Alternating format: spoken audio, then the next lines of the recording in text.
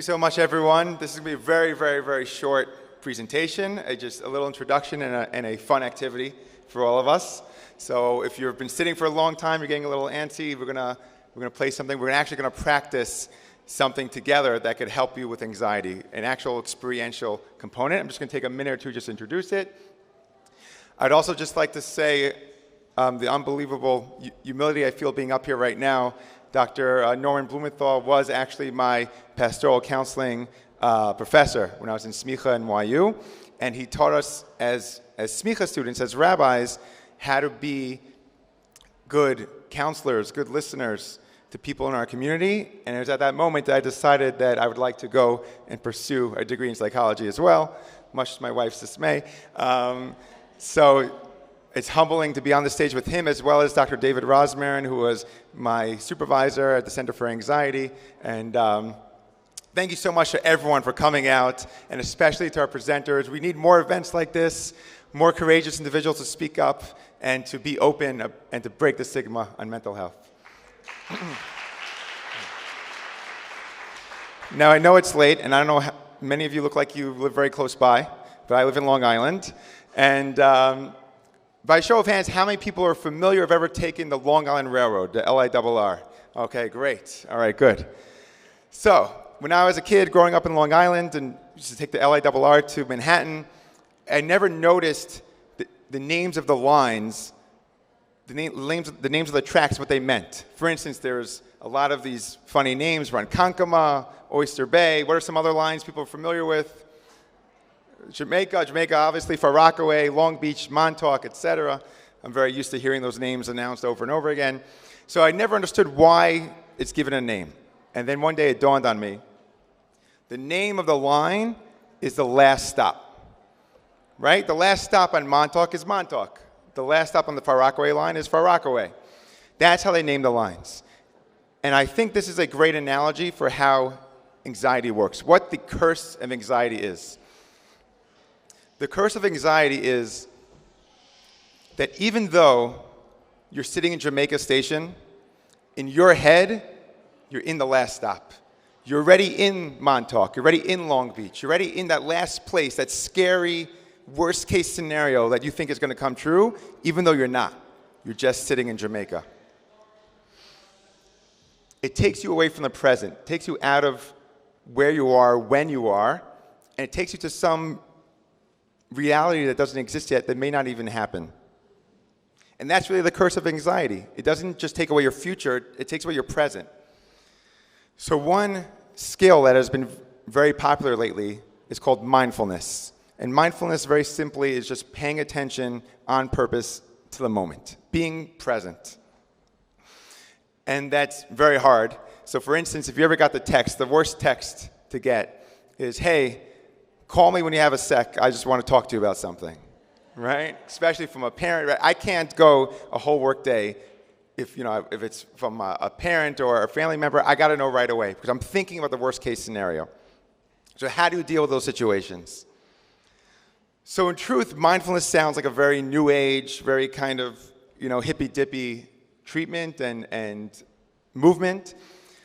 But really, we all practice mindfulness every day. We just don't realize it. So anytime you're doing something where everything else in the world just fades away, nothing else matters, you're only focused on what you're doing right then in that moment, that's mindfulness. And that's why we love it so much.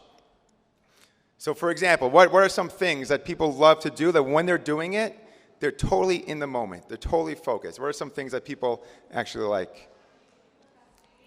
What was that? Dancing, test taking, it's true. Doing maybe puzzles, exercise, playing music, cooking, learning, art. Those are all things that people do because they feel in the moment, they feel totally present. So those are good things to do. But sometimes you don't have that opportunity. You're sitting on a train, you're sitting in a class, you're sitting at a Shabbos meal, and you get a panic attack, you get an anxiety attack. So that's where mindfulness comes in. And specifically, using the 5 senses, using your sense of sight, smell, or taste, vision, focusing on one, and luckily there are many senses around us all the time, focusing on one sense at a time, can help you be present and be in the moment and really take your head out of the clouds from what you're thinking of and back down to reality. And that's why it feels good. So I want everyone to take a moment and think from 1 to 10 how anxious you're feeling right now. 10 being a full-blown panic attack, which hopefully no one is feeling in the room right now. And 1 is so chill, you're so relaxed, you're basically, asleep. Yeah. So from 1 to 10 in your own head, just think of a number. And we're going to try and do something which I would do privately in an office, one-on-one in a small space. And we're going to try and get a lot of Jews in the room to be quiet all at once for a long period, for 30 seconds, which feels like a long time, but it's not really a long time. And then we're going to check in afterwards and see if that number changed or not. So what I'm going to do is just to tell everyone what the instructions are. It's going to feel a little weird. And by the way, when I was in grad school, I used to hate when our professors would do mindfulness exercises. I was that guy who was rolling his eyes. Our teacher would come in and say, everyone seems very stressed right now. I'm feeling a lot of tension in the room. I'm going to turn off the lights and play some relaxing music. I'm like, no, please, don't do that. So if you feel weird, if you feel awkward, that's part of it. It's okay. Just fight through it. I promise you it gets better and easier every time. I practice this with my patients so much that what was not natural to me has now become natural, and you're able to turn it on. It's a very helpful skill because it's free. You can do it anytime, any place, and very discreetly where no one even knows what you're doing. So we're going to play some nature sounds, just some birds, and I'm not going to give you all the sounds away. All I want everyone to do is just focus on the sense of sound. What do you hear? If you want to close your eyes, that might help. Just notice and identify the sounds in your head.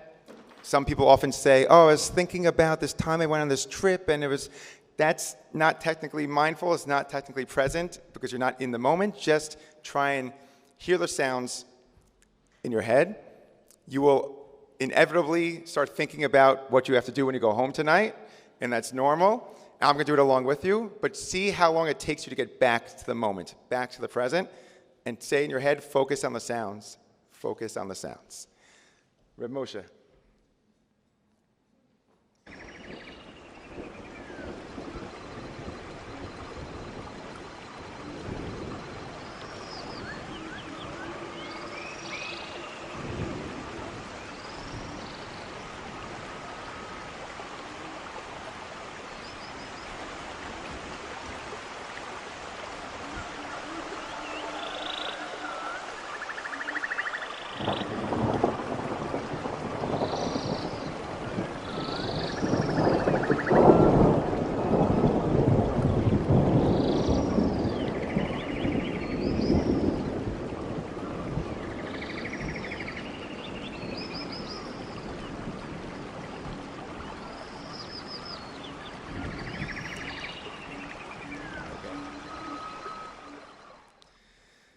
So how do you feel now? Raise your hand if your level of anxiety went down a little bit from listening to those sounds. There you go. That was about 20 seconds of listening to nature, listening to a YouTube clip. If you are taking a shower, if you're driving, if you are dancing, painting, learning, davening, you could smell a sitter, you could take something out of your pocket and you could just feel it in your hands. You could put a sucking candy or a piece of gum in your mouth or take a drink of water and just focus fully on that sense of taste or that sense of touch. And it has been proven, and you've all shown me, the more you practice it, the more time you have for mindfulness in your life, you're living in the moment. You take that anxiety monster, that curse of Montauk, of Long Beach, of all those places, and you could give yourself the reality back, and you could be present in the moment to enjoy life. That's my spiel. Thank you so much. We're going to have our time afterwards to get around and schmooze. But this is a wonderful event. Thank you to Rabbi Moshe for organizing and the Shamos, and hope to be back again soon.